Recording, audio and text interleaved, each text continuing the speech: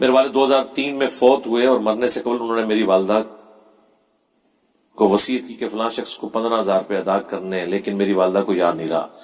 آج سے چند ماہ قبل میری والدہ نے مجھے بتایا تو ٹھیک ہے آپ دے دیں، اور جب میں نے اس شخص کو پیسے ادا کرنا چاہے تو اس نے مجھ سے پوچھا کہ کس چیز کے، تو میں نے کہا مجھے بتانے، تو اس نے رقم نے انکار کر دیا اور کہا کہ میں آپ کے والد کو معاف نہیں کروں گا۔ یہ کیوں؟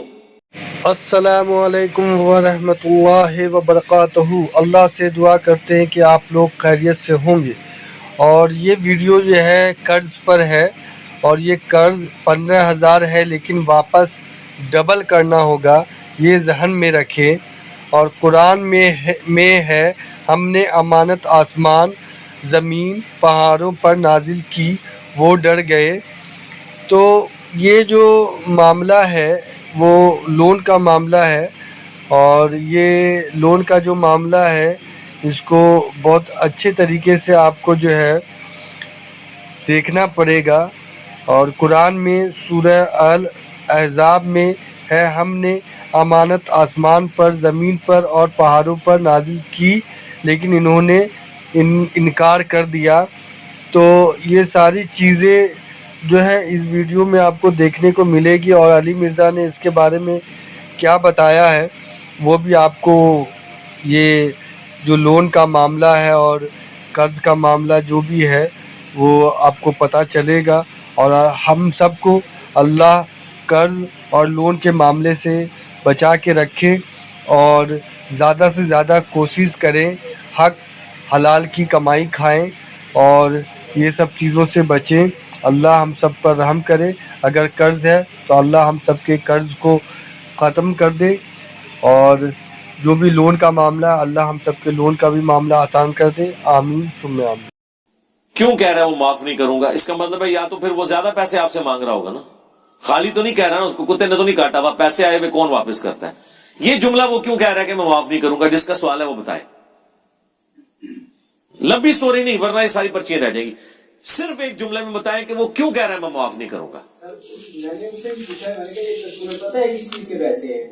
پھر آپ یہ فالتو جملے بول رہے ہیں، میں نے صرف یہ پوچھا ہے کہ یہ بتائیں وہ کیوں کہہ رہے ہیں میں معاف نہیں کروں گا۔ ہاں بس دیکھا نا، اس نے آدھے گھنٹے کی سٹوری سنانی تھی، یہ آخری جملہ میں نے پہلے سن لیا، یہ میرا ٹائم بچایا کرے۔ دیکھا نا میرا اندازہ درست تھا کہ وہ کہہ رہا ہوگا کہ بھی اس ٹائم 2003 میں تو سونا جو ہے وہ 5,000 روپے تولہ تھا، یہی کہہ رہا ہے نا وہ، تو ٹھیک کہہ رہا ہے، تو آپ آج کے ریٹ کے مطابق دیں گے، اس میں میری ویڈیو ریکارڈ ہے، آپ سونے کے اعتبار سے کیلکولیشن کریں تو جو آج کے پیسے بنتے ہیں وہ اس کو دیں۔ یہ سود کیوں ہوگا؟ کیوں سود ہوگا؟ کیوں؟ تو انہوں نے پیسے اس لیے تو نہیں دیے تھے کہ آپ نے قیامت کے دن واپس کرنے۔ سود کہاں سے ہو گیا؟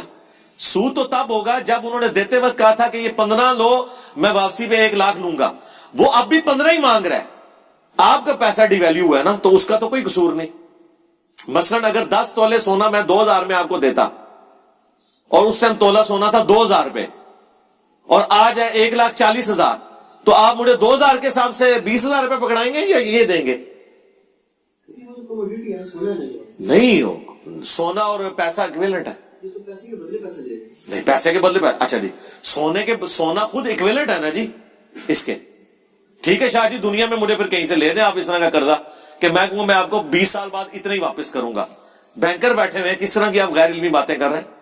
ایسے ہوگا ہی نہیں ہوگا نا، ہاں یہ غلط ہے، ان لاجیکل ہے، آپ خود نہیں کرنے کے لیے تیار ہوں گے۔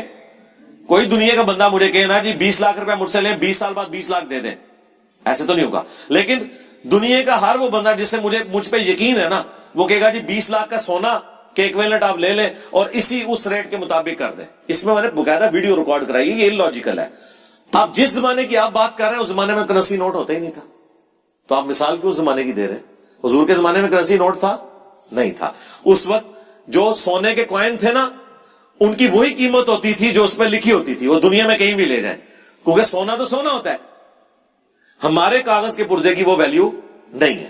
آج بھی کوائن ہو نا، اگر 5,000 کوائن آپ کے ابو نے لیے ہوتے اور آج آپ اس کو 5,000 کوائن واپس کر رہے ہوتے تو اس نے خوش ہو کے لینے تھے۔